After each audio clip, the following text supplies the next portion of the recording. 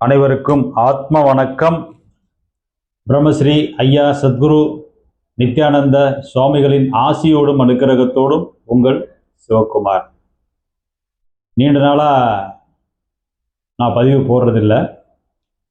பதிவு போடாததுக்கு காரணம் நம்ம ஆசிரமத்தில் நடக்கக்கூடிய பல குழப்பங்கள், பிரச்சனைகள், சர்ச்சைகள். இது மறைமுகமாக இல்லாமல் நேர்முகமாகவே, அதாவது வெளிப்படையாகவே இது உலக மக்களுக்கு தெரிய ஆரம்பிச்சிருச்சு. இந்த பிரச்சனைக்கு காரணம், அடிப்படை என்ன காரணம் அப்படின்னு பல அன்பர்கள், ஆத்ம அன்பர்கள் என்னோடு தொடர்பு கொண்டு கேட்டுக்கொண்டே இருக்கிறார்கள். மீண்டும் மீண்டும் கேட்கிறார்கள், ஏன் இந்த பிரச்சனை வருகிறது, எதனால் இந்த பிரச்சனை, ஏன் இந்த மாதிரியான ஒரு சூழல் ஆசிரமத்தில் உருவாகி இருக்கிறது, எங்களுடைய நிலை என்ன.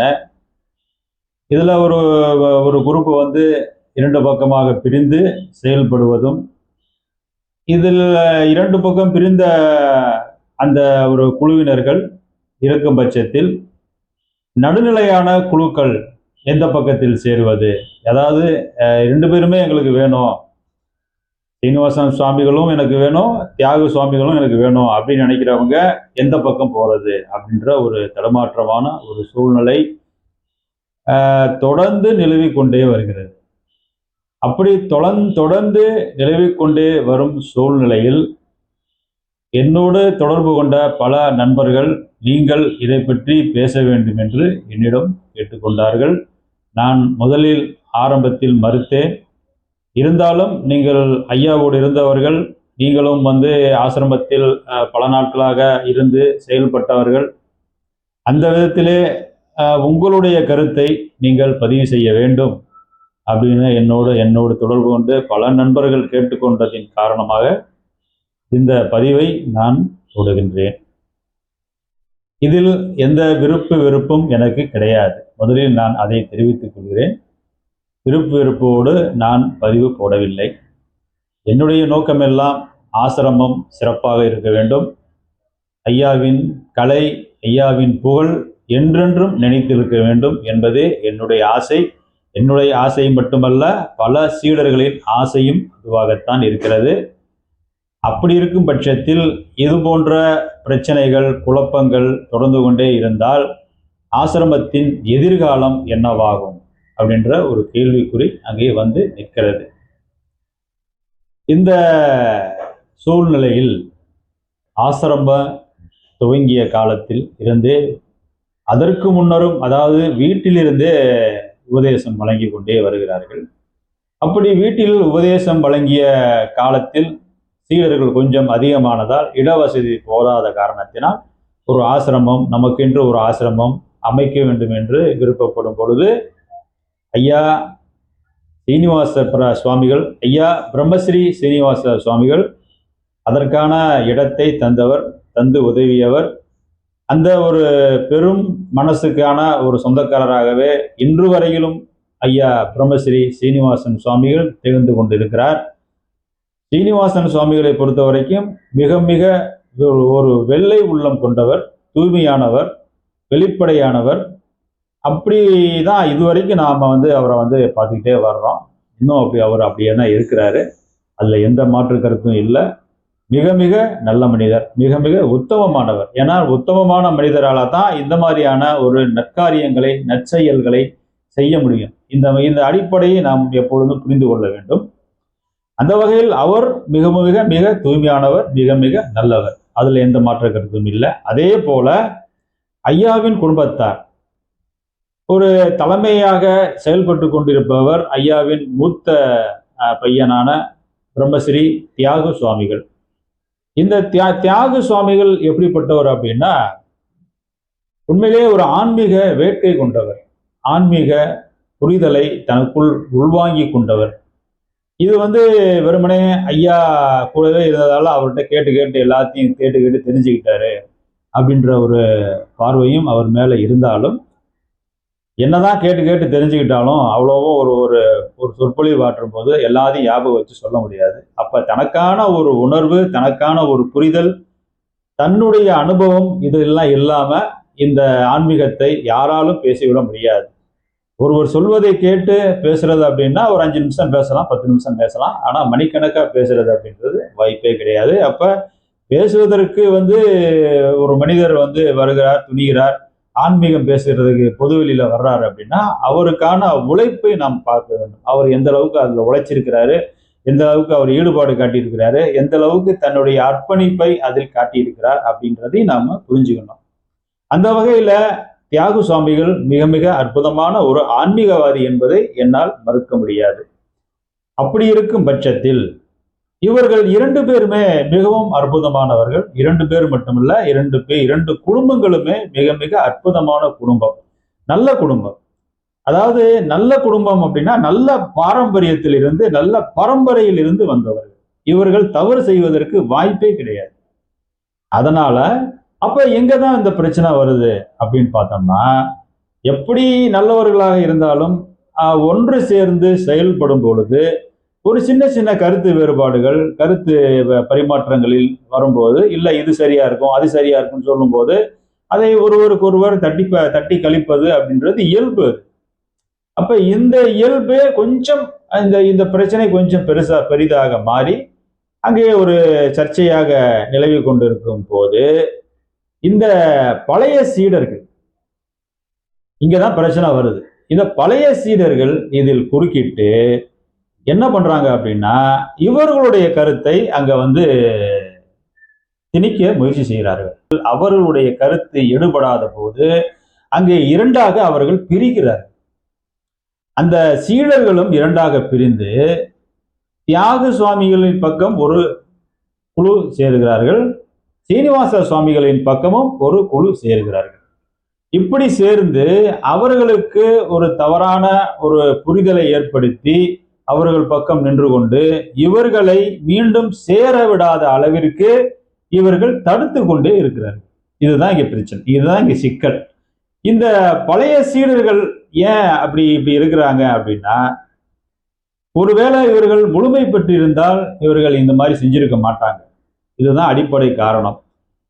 இதுக்கு முன்னாடி, அதாவது ஐயா இந்த பழைய சீடர்கள் சொன்னான் இல்லையா, இந்த பழைய சீடர்கள் வருவதற்கு முன்பே ஒரு குழுவினர்களுக்கு, அதாவது அதுக்கு முன்னாடி இருந்த பழைய சீடருக்கு ஐயா உபதேசம் வழங்கி அவர்களுக்கு அத்தனை உபதேசங்களும் வழங்கி அவர்களுக்கு ஒரு நோட்டிலே எழுதி கொடுத்து, இனிமேல் நீங்கள் ஆசிரமம் வர தேவையில்லை, அதற்கான அவசியமும் இல்லை, நீங்கள் எல்லா பாடத்தையும் முடித்து விட்டீர்கள், முடித்தது மட்டும் அல்லாமல் முழுமை பெற்றும் விட்டீர்கள், அதனால நீங்க இனிமேல் நீங்க வர தேவையில்லை, நீங்க அங்கங்க போய் உங்களுடைய ஊர்களிலே, சொந்த ஊர்களிலே நீங்கள் ஒரு ஆசிரமம் அமைத்தாலும் சரி, இல்லை வீட்டிலே இருந்து கொண்டு உபதேசம் வழங்கினாலும் சரி, இந்த கலையை நீங்கள் பரப்ப வேண்டும் என்று நான் வருவதற்கு முன்னவே, நான் ஐயா கிட்ட வர்றதுக்கு முன்னாடியே ஒரு குழுவினர்களை அப்படி அனுப்பிட்டார்.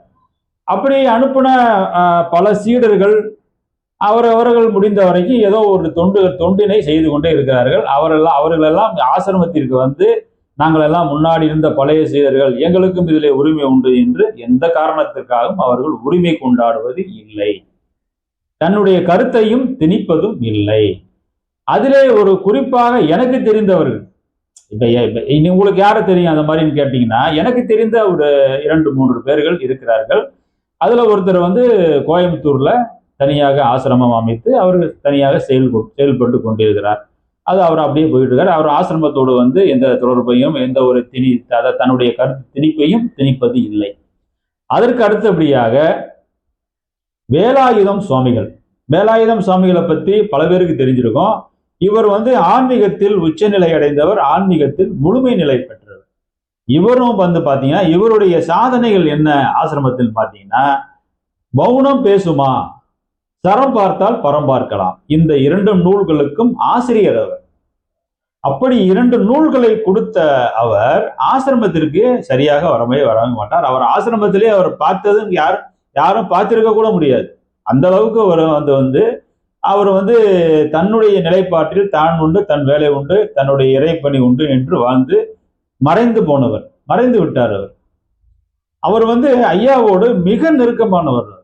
அந்த வேலாயுதம் சுவாமிகள் மிக நெருக்கமானவர். ஐயாவோடு பல கருத்து பரிமாற்றங்களை பேசியவர், ஐயாவோடு பல அனுபவங்களை கற்றுக்கொண்டவர். ஆனால் அந்த கற்றுக்கொண்டதின் பலன், கற்றுக்கொண்டதின் தெளிவு, அவர் எதிலையும் தலையிடாமல் ஒதுங்கி போனவர். அடுத்தது பிரம்மஸ்ரீ பாண்டுரங்க சுவாமிகள்.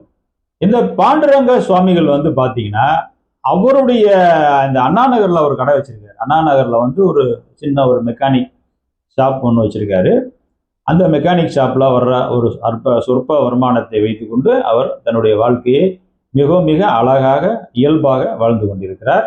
அவரும் இன்று வரையிலும் உபதேசங்களும் வழங்கி கொண்டிருக்கிறார் அவருடைய இல்லத்திலே வைத்து. அவரிடம் அணுகி யார் உபதேசம் கேட்டாலும் அவர்களுடைய தகுதி தராதரத்தை பார்த்து அவர்களுக்கு உபதேசம் வழங்கி அவர்களுக்கான சரியான ஒரு பாதையையும் அவர் கற்றுக் கொடுத்து கொண்டே இருக்கிறார். இவரும் வெளி உலகத்துக்கு தெரிவதில்லை. இவருக்கும் ஐயாவிற்குமான நட்பு அப்படின்னு பார்த்தீங்கன்னா, தொடர்பு அப்படின்னு பார்த்தீங்கன்னா, அதாவது ஐயா வேலை செய்கிற காலத்திலேயே தன்னுடைய அந்த மீதி நேரம், ஓய்வு நேரம் இருக்கு இல்லையா, அந்த நேரத்தில் இவருடைய கடையில தான் செலவழிப்பார். ஐயா வேலை செய்கிற காலத்திலே இவர் கூட மிகவும் நெருக்கமாக இருந்தவர். அதற்கு பின்பு ஐயா ஓய்வு பெற்ற பின்னரும் அவருடைய கடையில தான் அதிக நேரம் செலவிட்டவர். அவருக்கும் இவருக்குமான நட்பு அப்படின்னு பார்த்தீங்கன்னா நீண்ட வருட நட்பு, கிட்டத்தட்ட ஒரு 20 ஆண்டு கால நட்பு. அப்படி இருந்தாலும் அவரும் ஆசிரமத்திற்கு தன்னுடைய கருத்துக்களையோ தன்னுடைய எண்ணங்களையோ திணிப்பது இல்லை. காரணம், முழுமை பெற்று விட்டார். முழுமை பெற்ற ஒரு ஞானியாக இயல்பாக அவர் வாழ்ந்து கொண்டிருக்கிறார். இப்படித்தான், இதுதான் ஒரு சீடனின் நிலை. ஒரு சீடன் ஒரு ஆசிரமத்துக்கு வர்றாங்க அப்படின்னா அவங்க ஒரு பாடம் கத்துக்கிறணும், இல்லை அந்த பாடத்தை முழுமையா தெரிஞ்சுக்கிட்டு அதுக்கப்புறம் அவங்க வெளியில போயிடணும். வெளியில போய் அந்த கலையை மற்றவர்களுக்கு உபதேசிக்க வேண்டும். அப்படித்தான், இதுதான் ரூல்ஸ், இதுதான் சட்டதிட்டங்கள். அப்படியும் அந்த சீடர்கள் வெளியில போன சீடர்கள் அவர்களுடைய தேவை இந்த ஆசிரமத்திற்கு இருக்கும் பட்சத்தில் அங்கு இருக்கும் நிர்வாகிகளை அவர்கள் அணுகி, வாருங்கள், உங்களுடைய தேவை எங்களுக்கு இருக்கிறது, உங்களுடைய சேவை எங்களுக்கு தேவைப்படுகிறது அப்படின்னு அழைத்து அவர்களுக்கு அந்த வேலையை கொடுத்தால் செய்யலாம், தவறில்லை. இதுதான் நிலை. ஆனால் இந்த நிலையை மறந்துவிட்டு இந்த பழைய சீடர்கள், அதாவது இந்த முன்னாடி இருந்த சீடர்கள் வெளியில போனாங்க இல்லையா, அதுக்கப்புறம் வந்த சீடர்கள் என்ன பண்ணிட்டாங்க, ஐயா கூட இருந்தாங்க அப்படின்னா ஐயாவுடைய கருத்து அப்படின்னு ஒண்ணு இருக்கு இல்லையா, இந்த சீடர்களை பற்றிய கருத்து, இந்த கருத்து பல முறைகளில் ஐயாவே பொது வெளியில பேசியிருக்காங்க. எனக்கு இன்னும் யாரும் இந்த சீடனும் கிடையாது, எனக்கு என்னுடைய புகழை பரப்புவதற்கு எனக்குன்னு ஒரு ஆஸ்தான சீடன் என்று சொல்லுகிற அளவிற்கு எந்த சீடனும் கிடையாது அப்படின்னு தான் கடைசி வரைக்கும் சொல்லிக்கிட்டு இருந்தாரு. அதுலேயே சில நேரங்கள்ல ஐயா வருத்தப்பட்டது உண்டு. நான் மாதம் இந்த பௌர்ணமியில கிளாஸ் நடத்திட்டு இருக்கிறேன், கிளாஸ் பேசிக்கிட்டு இருக்கிறேன். உட்காந்து கேட்கிறவங்க யாருன்னு பார்த்தீங்கன்னா புதுசா வர்றவங்க தான் உட்காந்து கேட்கிறாங்களே தவிர இந்த பழைய சீடர்கள் யாருமே உட்காந்து கிளாஸ் கேட்பது இல்லை. அது எனக்கு மிகவும் மன வருத்தத்தை அளிக்கிறது என்று பலமுறை என்னிடமே சொல்லியிருக்கிறார். ஏன்னா இவங்கெல்லாம் பெரிய குருவாயிட்டாங்க, இவங்களுக்கு எல்லாமே தெரிஞ்சு போச்சு போல இருக்கு, அதனால யாருமே உட்காந்து கிளாஸ் கேட்கறது இல்லை, முழுமை நிலையை அவங்க புரிஞ்சுக்க மாட்டேன்றாங்க. சில கிளாஸும் கேட்கறது இல்லை, ஒரு கேள்வி பதில் நிகழ்ச்சியில கூட சரியாக இவர்கள் யாரும் கலந்து கொள்வதில்லை. நீங்கள் பார்த்தீங்கன்னா எத்தனையோ சீடர்கள் இருந்தார்கள், கேள்வி பதிலில் பார்த்தீங்கன்னா வந்தவங்க பார்த்தீங்கன்னா ஒரு சிலர் பேர் தான் வந்தாங்க. அந்த ஒரு சில பேர்ல அடியேனும் ஒருவனாக இருந்தேன். அந்த வகையில இப்படித்தான் அவர்களுடைய பயணம் அங்கே இருந்தது. மாசம் வருவாங்க, ஏதோ ஒரு வேலை செய்வாங்க, போய்கிட்டே இருப்பாங்க. இப்படிதான் இருந்தது. அப்படிப்பட்ட சீடர்கள் தான் இன்னைக்கு நாங்கள் ஐயாவோடு இருந்தோம், ஐயாவோடு நெருங்கி இருந்தோம், நெருங்கி பழகினோம், ஒன்றாக படுத்தோம், ஒன்றாக சாப்பிட்டோம், ஒன்றாக உறங்கினோம் என்றெல்லாம் கூறிக்கொண்டு வருகின்ற சீடர்களை தவறான ஒரு வழியை நடத்துவதை போல செயல்பட்டு கொண்டிருக்கிறார்கள். இந்த மாதிரியான பிரச்சனை யாரால் எழுகிறது அப்படின்னு பார்த்தீங்கன்னா இந்த பழைய சீடர்களால தான் எழுது.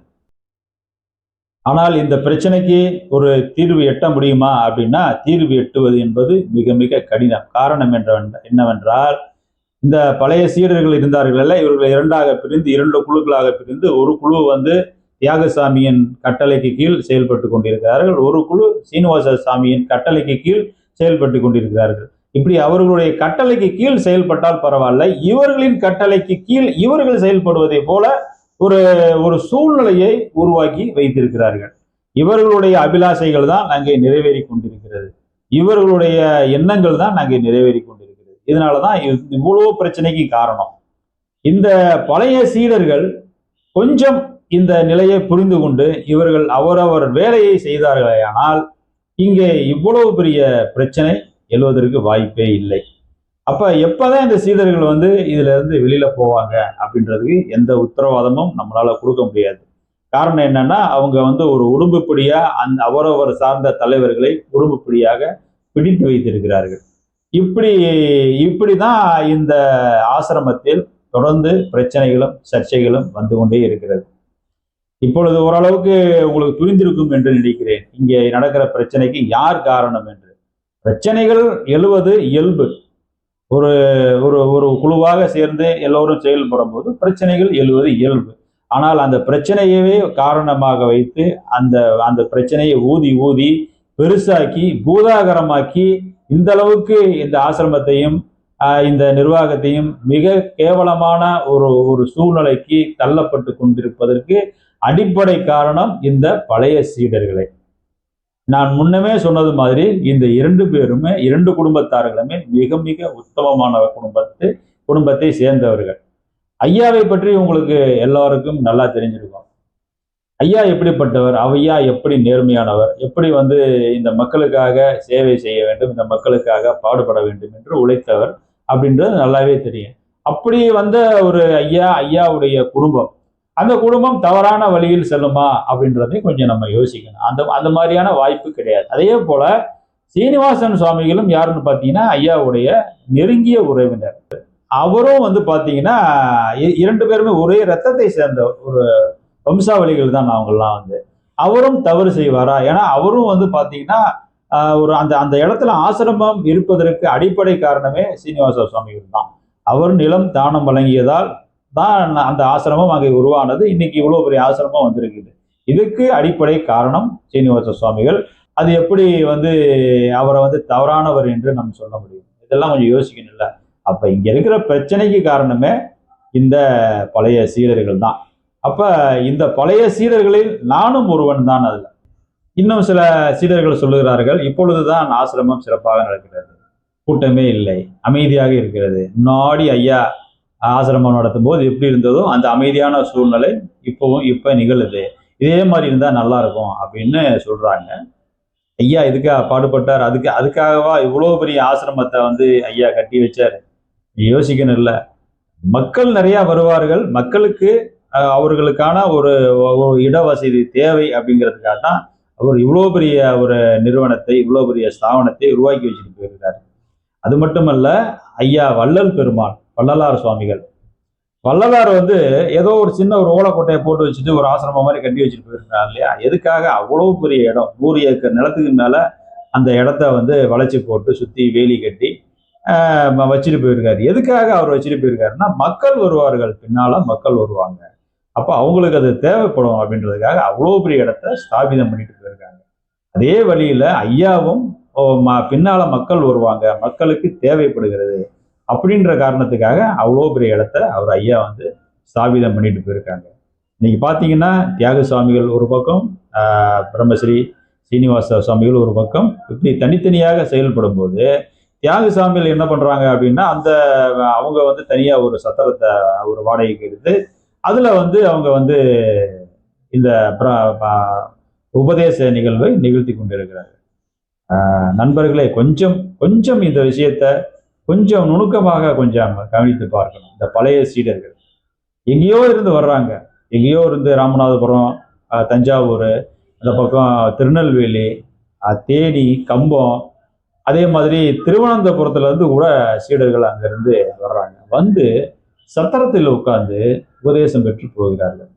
என்னதான் சத்திரத்துல நீங்க உபதேசம் கொடுத்தாலும் அந்த உபதேசம் அப்படிங்கிறது ஆசிரமமாக இருந்தால் அந்த இடம் எப்படி இருக்குன்னு கொஞ்சம் யோசிச்சு பாருங்க. நல்லா இருக்கும் இல்லையா? அப்ப இந்த மாதிரியான ஒரு சிக்கலை யார் உருவாக்குறது? இந்த சிக்கலை உருவாக்குறது பழைய சீடர்கள் தான். இந்த பழைய சீடர்கள் சிக்கலை உருவாக்குறதுனாலதான் புதிய சீடர்களுக்கு பெரும் பிரச்சனையாக மாறிக்கொண்டே வருகிறது. அப்ப இந்த விஷயத்தெல்லாம் பழைய சீடர்கள் புரிந்து கொள்ள வேண்டும். இன்னும் ஒரு விஷயம் அப்படி சொல்லணும் அப்படின்னா, கோர்ட்ல வந்து உத்தரவு வந்துருச்சு, 2 பேரும் சேர்ந்து செயல்படுங்க அப்படின்னு. சரி, சேர்ந்து செயல்படலாம் சொல்லி இவங்க வந்து ஐயா வீட்டை சேர்ந்தவர்கள் சனிக்கிழமை காலையிலேயே அங்க போய் சேர்ந்துடுறாங்க. ஞாயிற்றுக்கிழமை பௌர்ணமி. காலையில போனவங்கள கேட்டே திறந்து விடாம சாயங்காலம் வரைக்கும் அவர்களை காக்க வைத்து, அதுக்கப்புறம் ஏதோ பிரச்சனைகள் எல்லாம் அங்கே நடந்து, ஆர்கியூமெண்ட், அதாவது வாத பிரதிவாதங்கள்லாம் நடந்து, சாவி கொடுக்க முடியாது, திறந்து விட முடியாது அப்படின்றது மாதிரி செஞ்சு, சரி ஓகே, அது உங்களுடைய ஏதோ ஒன்று, உங்களுக்குள்ள ஏதோ ஒரு பிரச்சனை இருந்தது, அந்த பிரச்சனைக்கு வந்து ஒரு ஒரு ஒரு சொல்யூஷனாக கூட நீங்க வந்து இதை செய்திருக்கலாம். ஏதோ ஒரு அவங்க முன்னாடி அதை செஞ்சாங்க, நாங்களும் இப்போ நாங்கள் இதை செய்கிறோம் அப்படின்றதுக்காக கூட செஞ்சிருக்கலாம். செய்யுங்க, பரவாயில்ல. ஆனால் ஐயாவின் துணைவியாரும் வந்திருந்தார்கள், அம்மாவும் வந்திருந்தார்கள். அவர்களையும் வெளியில் உட்கார வைத்து விட்டார்கள். அவர்களும் மாலை வரை உட்கார்ந்து விட்டு, இரவு வரை உட்கார்ந்து விட்டு, அவர்களும் ஐயா வீட்டார்களும் வீட்டுக்கு சென்று விட்டார்கள். இது வந்து மிக மிக மிக மிக இது வந்து கண்டிக்கத்தக்க ஒரு செயல். இது அந்த அளவிற்கு அவர்களை, அம்மாவை வந்து வெளியில் உட்கார வைக்கிற அளவுக்கு அவர்கள் என்ன தவறு செய்தார்கள்? இதுதான் என்னுடைய கேள்வி. ஒருத்தரை வந்து கடுமையான தண்டனை கொடுக்கறதுக்கு அவங்க என்ன தவறு செஞ்சாங்க? ஒருத்தர் வந்து கொலை பண்ணிட்டாரு அப்படின்னா அந்த கொலைக்கான காரணங்களை கேட்கிறாங்க. இதுதான் ஜனநாயகம். ஒரு கொலை குற்றவாளியை கூட கொலை குற்றத்திற்கான காரணங்களை அலசி ஆராய்ந்து, அதற்கு பின்னால் அவர் ஏன் அந்த கொலையை செய்தார், அதற்கான நியாயங்கள் என்ன, அதற்கான தர்மங்கள் என்ன, இல்லை அதற்கான பின்னணி என்ன, அதற்கான குற்றங்கள் என்ன, இதெல்லாம் வந்து ஆராய்ச்சி பண்ணி தான் அந்த கொலை செய்தவர்களுக்கு ஒரு தண்டனையை தருவார்கள். கொலை செஞ்ச உடனே தூக்குல போட்டுற மாட்டாங்க யாரையும். அதுக்கான காரணங்களை ஆராய்கிறார்கள். இதுதான் ஜனநாயகம், நம்ம நாட்டினுடைய ஜனநாயக அமைப்பு. அப்படி இருக்கும் பட்சத்தில் இவர்களுக்கு இவ்வளவு பெரிய ஒரு அநீதியை, தண்டனையை வழங்கும் அளவிற்கு இவர்கள் என்ன தவறு செய்தார்? இதுதான் நம்மளுடைய கேள்வியாக இருக்கிறது. அப்ப உங்களுடைய விருப்பு வெறுப்பை இவர்களின் மேல் திணிப்பது மட்டுமல்லாமல், இந்த விருப்பு வெறுப்பு எப்படி மாறுதுன்னா ஆசிரமத்திற்கே எதிராக வரும் சீடர்களுக்கு இன்னலாக மாறுகிறது. இந்த அடிப்படையை இந்த சீடர்கள் புரிந்து கொள்ள வேண்டும். அதாவது வழிகாட்டுவதற்கு என்று ஒரு ஒரு அமைப்பை ஐயா ஏற்படுத்தி வைத்தார் பழைய சீடர்களை. ஆனால் அந்த வழிகாட்டுகிறவர்கள் கடைசியில் என்ன ஆனார்கள் அப்படின்னா, ஒரு பக்கமாக சாய்ந்து கொண்டு இன்னைக்கு அவர்களே இந்த பிரச்சனைக்கு மிக மிக முக்கியமான காரணமாகவும் மாறிவிட்டார்கள். இதுதான் இதுக்குள்ள இருக்கக்கூடிய பெரிய சிக்கல். இந்த சிக்கலை எல்லாம் நம்மளுடைய பிரம்மசூத்திர குழுவுக்கு வருகின்ற சீடர்கள் புரிந்து கொள்ள வேண்டும். அதுக்காக தான் இந்த பதிவை நான் போட்டிருக்கேன். நான் அப்ப ஒரு ஆன்மீகவாதியாக இருப்பவன் எப்படி இருக்க வேண்டும் என்றால், அதற்கு பல அறநூல்களில் இந்த விஷயத்தை பேசியிருக்கிறார்கள், வாழ்ந்தும் காட்டியிருக்கிறார்கள். ஒரு ஒரு ஆன்மீகவாதியாக இருப்பவர், ஒரு அறவழியில் செல்ல வேண்டியவர் எப்படி இருக்க வேண்டும்? ஒருவர் செல்வந்தராக மாறிவிட்டார், ஒரு சாதாரண நிலையிலிருந்து செல்வந்தராக மாறிவிட்டார் என்றால், சாதாரண நிலையில் இருக்கும் பொழுது அவருடைய நடவடிக்கைகள் ஒரு மாதிரியாகவும், செல்வந்தராக ஆன பின்பு அவருடைய நடவடிக்கைகள் ஒரு மாதிரியாக இருப்பது இந்த உலக வழக்காக இருக்கிறது. அது எல்லோருக்கும் தெரிந்த ஒன்று. பணக்காரன் ஆயிட்டாருன்னா அவர் ஒரு மாதிரியா அவருடைய நிகழ்வுகளை எல்லாம் நிகழ்த்தி காட்டுவார். அது எல்லாருக்குமே தெரியும். சரிப்பா, அவர் பெரிய பணக்காரர் ஆயிட்டாரு, அவர் அப்படித்தான் இருப்பாரு அப்படின்னு நம்மளும் வந்து அதை வந்து இயல்பா கடந்து போயிட்டே இருக்கிறோம். ஆனால் ஆன்மீகம் என்பது அப்படி இல்லை. ஆன்மீகத்தில் போனவர்கள் ஆன்மீகத்தில் உயர உயர தன்னுடைய நிலையை தாழ்த்தி கொண்டே போக வேண்டும். இதுதான் இதுக்குள்ள இருக்கக்கூடிய நிலை. அப்படி யார் தன்னை தாழ்த்தி கொள்கிறார்களோ அவர்களே உயர்ந்த ஆன்மீகவாதிகளாக ஆவார். நால்வர்களில் ஒருவரான சுந்தரர் அவர் ஒரு அழகான ஒரு பாடலை கொடுத்திருந்தார். தில்லைவாழ் அந்தனர்தம் அடியார்க்கும் அடியேன் அப்படின்னு சொல்லி ஒரு பாடலை கொடுத்திருந்தார். ஏன் அவர் அப்படி சொல்றாரு அப்படின்னா, அடியவர்களுக்கெல்லாம் நான் அடியவன், எளியவருக்கெல்லாம் நான் எளியவன் அப்படின்ற ஒரு தன்மையை உருவாக்குறதுக்கு தான் இந்த மனித குலம், ஆன்மீகத்திற்குள் வந்த இந்த மனித குலம் ஒரு எளிய ஒரு வாழ்வியலை கொண்டிருக்க வேண்டும் அப்படிங்கிறதுக்காக தான் இந்த மாதிரியான ஒரு பாடலை அவர் கொடுத்துட்டு போயிருக்காரு. அதே மாதிரி ஆழ்வார்களில் ஒருவரான தொண்டரடி பொடியான் அப்படின்னு சொல்லி ஒரு ஆழ்வார். இவருடைய பழைய பெயர் விப்பர நாராயணன் அப்படின்னு சொல்லி அவருடைய பெயர். அவரே வந்து பின்னால தொண்டரடி பொடியாராக மாறுகிறார். ஏன் அவருக்கு அந்த பெயர் வந்தது அப்படின்னா, கோவிலுக்கு வரும் பக்தர்களின் காலடியில் இருக்கக்கூடிய மண்ணை எடுத்து சலித்து, அந்த சலித்து வருகின்ற அந்த பொடியை எடுத்து தனது தலையில் வைத்துக் கொள்வார். இதுதான் தொண்டரடி பொடியார். ஏன்னா அவர் வந்து அடியவர்களுக்கெல்லாம் அடியவர் என்று தன்னை சுருக்கி கொண்டவர். இப்படிதான் ஆன்மீகத்துக்குள்ள போயிட்டாங்க அப்படின்னா தன்னை அப்படியே சுருக்கிக்கணும். சுருக்கி சுருக்கி சுருக்கி சுருக்கி மக்களுக்கானவன் அடுத்தவனுக்கானவனாக மாற வேண்டும். அவன் தான் ஆன்மீகவாதி. அப்படி மாறாத பட்சத்தில் அவர்கள் வந்து அஞ்ஞானிகளாகவே அவர்களை அங்கீகரிக்கப்படுவார்கள்.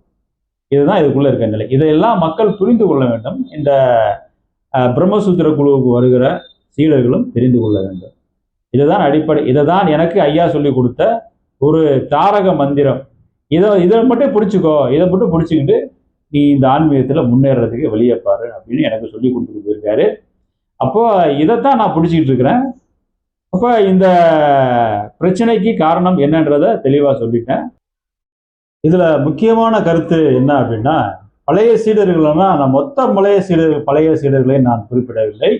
அதில் குறிப்பிட்ட ஒரு சில பழைய சீடர்கள் தான் இது போன்ற செயல்களை தொடர்ந்து செஞ்சு கொண்டே இருக்கிறாங்க. அப்போ வந்து இங்க பழைய சீடன் புது சீடன் அப்படின்ற பாகுபாடு இருக்கக்கூடாது. என்னை பொறுத்த வரைக்கும் புதுசா வந்தாலும் அவனும் சீடன் தான், பழைய ரொம்ப ஆதி காலத்துல இருந்து இருந்தாலும் அவனும் சீடன் தான். இங்க பழசு புதுசு அப்படின்ற பேதம் பார்க்கக்கூடாது அப்படிங்கிறது என்னுடைய கருத்து. ஏன்னா இது போன்ற சூழ்நிலைகளில் நானே பாதிக்கப்பட்டிருக்கிறேன் பல நேரங்களில். அதனாலதான் சொல்றேன். நான் பாதிக்கப்பட்டதால தான் சொல்றேன். இங்க பழைய சீடன் புது சீடன்ற பேதம் இல்லாம எல்லோரும் ஒரு தாய் மக்களாக, எல்லோரும் ஒன்றாக, ஒன்றே குலம் ஒருவனே தேவன் என்று திருமூலன் சொன்னதை போல இங்கு செயல்பட வேண்டும். மேலும் இங்கு ஜாதி, இனம், மொழி எல்லாவற்றையும் கடந்து மனிதனை மனிதனாக பார்க்காமல் மனிதனை ஆன்மாவாக பார்க்க வேண்டும் என்று எனது தாழ்மையான வேண்டுகோளாக இங்கே நான் கேட்டுக்கொள்கிறேன். ஒரு சீடனின் நிலை அப்படின்னு பார்த்தீங்கன்னா, ஒரு சீடன் ஆசிரமத்திற்கு வர வேண்டும், உபதேசங்களை கற்றுக்கொள்ள வேண்டும், முழுமை பெற வேண்டும். முழுமை பெற்றுவிட்டு அவர் வந்து அந்த கலையை இந்த உலகத்திற்கு பரப்ப வேண்டும். இதுதான் ஒரு குருவுக்கு ஒரு சீடன் செய்கின்ற பணிவிடை. அந்த பணிவிடையை செய்யும் பட்சத்தில் யாரும் அவர்களை கேள்வி கேட்க முடியாது. ஆனால் அதை செய்யாமல் ஆசிரமத்திலே இருந்து கொண்டு ஆசிரமத்திலேயே ஐயாவின் புகழுக்கு அதாவது என்னன்னு அப்படின்னு பார்த்தீங்கன்னா, ஐயா வந்து புகழ் அடையாம இருந்திருந்தார் அப்படின்னா இது போன்ற பிரச்சனைகளே அங்க வந்திருக்காது.